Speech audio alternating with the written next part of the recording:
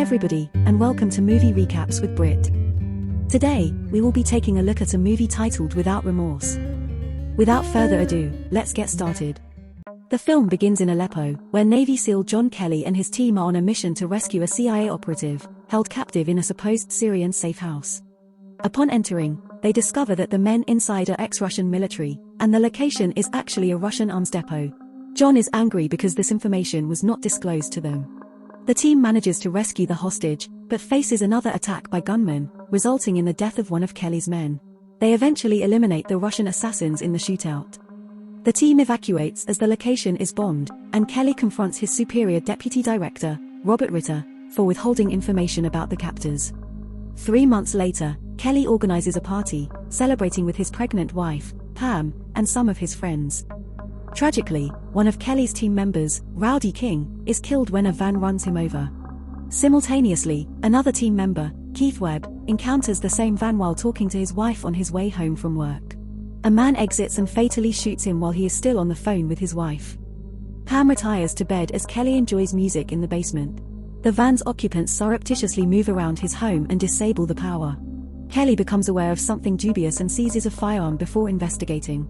The assailants reach his bedroom and fatally shoot Pam while she lies in bed, causing the death of her unborn child as well. One of the attackers kills his own companion and leaves him in the bedroom. Kelly eliminates the other 2 men before engaging in combat and injuring the last perpetrator. He briefly glimpses the man's face before the latter escapes. Injured, Kelly crawls to the bedroom and discovers his deceased wife. In the next scene, Ritter briefs the team on the attacks, but his words upset Lieutenant Commander Karen Greer, implying the targeted individuals had dubious connections. Greer visits Kelly during his recovery, and he reveals that he did not successfully kill the 3rd man in the bedroom, so he asks for names of anyone possibly linked to sending those men. During Kelly's recovery, Greer and Ritter have a meeting with Secretary of Defense Thomas Clay and CIA Director Sarah Dillard. They reveal that one of the victims in the previous mission was the son of the head of the Federal Security Service. Realizing that the killings are foreign attacks on U.S. soil, Clay wants to keep this information hidden to avoid potential conflicts and the risk of another Cold War between Russia and the U.S. Next, Greer discloses the name of the man behind the passports, Andrei Vasilev. Kelly traces Vasilev and discreetly follows his security team. He successfully gets the police to halt one of the vans before cornering Vasilev's car at the airport. After killing the driver, he pours fuel on the car, and then sets it ablaze before entering. He demands Vasilev to reveal a name, but Vasilev claims that death follows him everywhere. Kelly shoots him once, and under pressure, Vasilev finally divulges the name Viktor Rykov. Kelly then kills Vasilev and is later arrested by the police.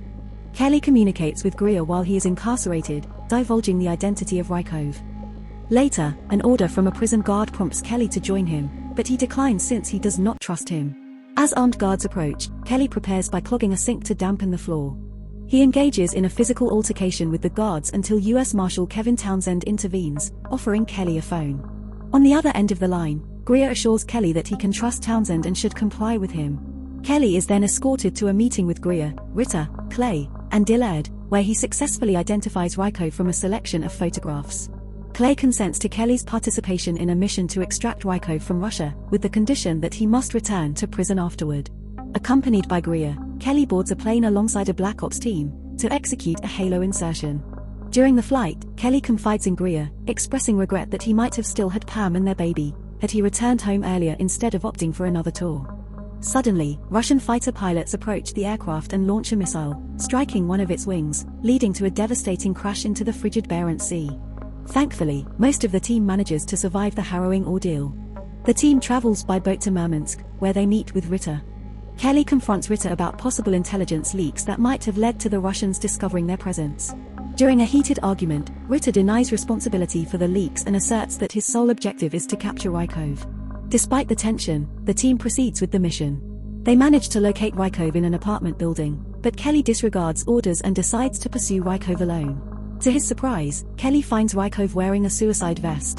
Rykov cryptically reveals that they both serve the same king as mere pawns, disclosing his true identity as a deep-cover CIA agent. He detonates himself, leading to a portion of the building collapsing. Following that, a sniper opens fire on the team, resulting in the death of one member, Dallas. Subsequently, the police arrive at the location.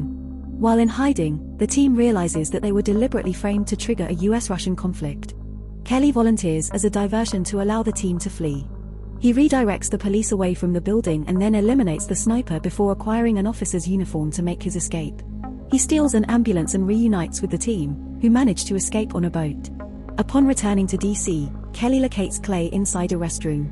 He subdues Clay and takes him away in a vehicle. Kelly uses threats against Clay's family, forcing him to confess that the mission was a deliberate ploy to initiate a war, aiming to strengthen the US economy and foster national unity by creating a common enemy. Afterwards, Kelly drives the car off a bridge, and due to Clay being handcuffed, he drowns.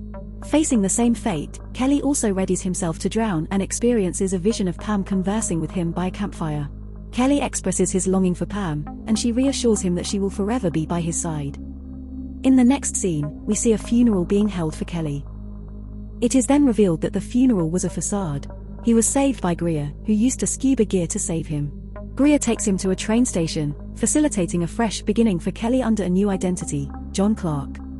During the credits, Clark meets with Ritter 1 year later. He informs Ritter about his plan to create a team called Rainbow to avert future conflicts.